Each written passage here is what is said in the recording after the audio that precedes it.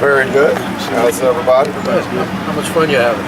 Lots. It's not a lot still playing at this time of year, so to be one of them with this team, it's a lot of fun. As I've said for months, this team's been a lot of fun to be around, a lot of fun to coach because of the way they listen and they work so hard and they like each other. So it's there's a good locker room feel to it, and really pleased because it's very difficult, I think, in the first year to try to blend all that, and these guys have just done a tremendous job. And they've had no trouble refocusing in on really the #1 overall seed.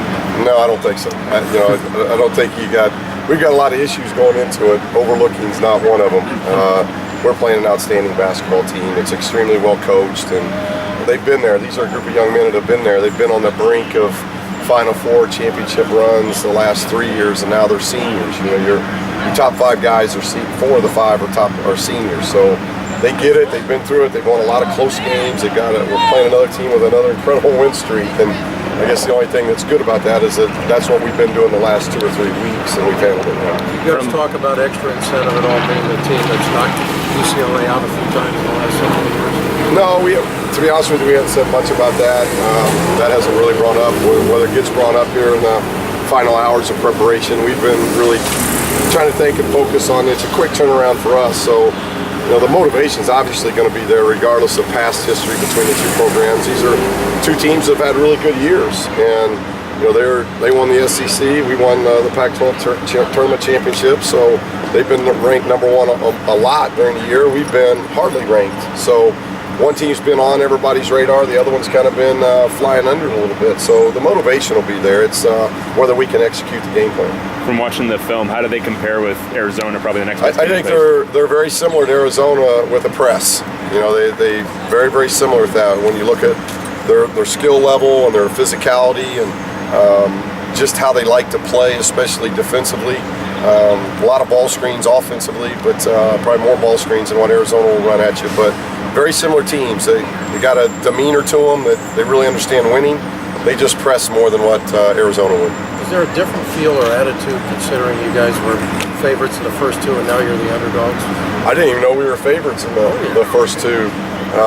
Listen to all the national attention. I didn't think we were the favorites, but we just do what we do. That's what we've tried to tell our guys all year long. Control the locker room. Control what you do. Don't worry about anything on the outside, because when that ball gets tipped, it doesn't matter who's the favorite. It doesn't matter who's the underdog or any of those things. You got to play for 40 minutes, and that's what I appreciate about these guys. They've 36 games into it now.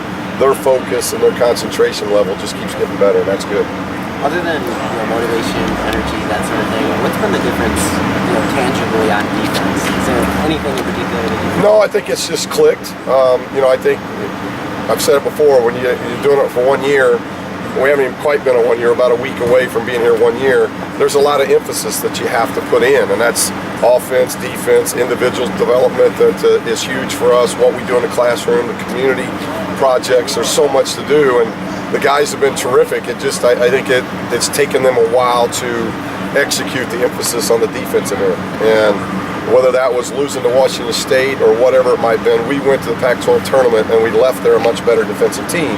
And we're playing some really good offenses. So you look at the 5 teams we've beaten, they're all different in the way they approach offense, but they're all very explosive and can score. So we've done a very good job defensively. How does the way Florida uses Patrick Young compare to how Arizona used their bigs?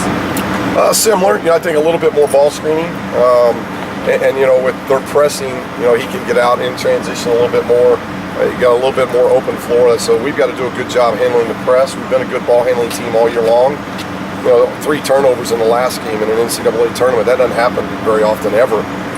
So we've been a good ball handling team. If we're a good ball handling team in this game, we're going to give ourselves a very good chance.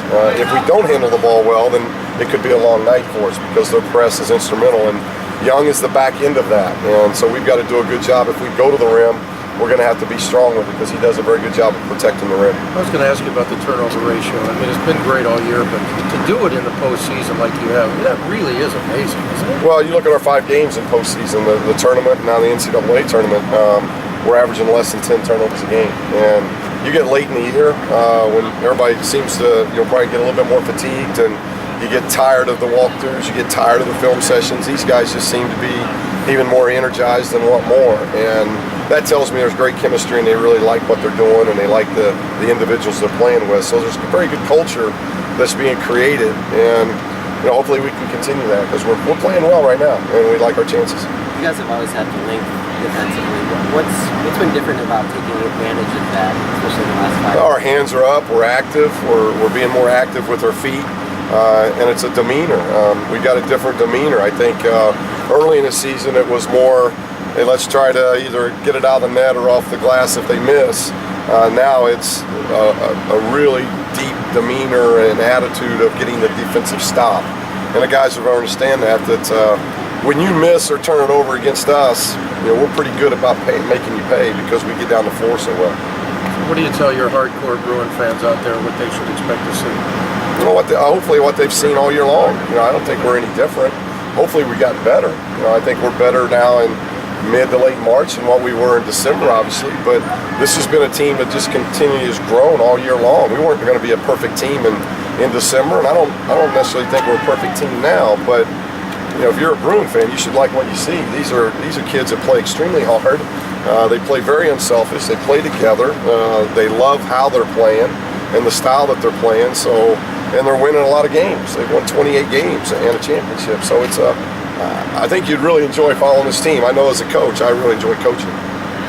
Gotta love the fact that they bought in though too first year, because you never know. Well, I've said that from day one. It's about the players. The players are not just going to make year one; they're going to make the future of this thing. And probably not enough's talked about that.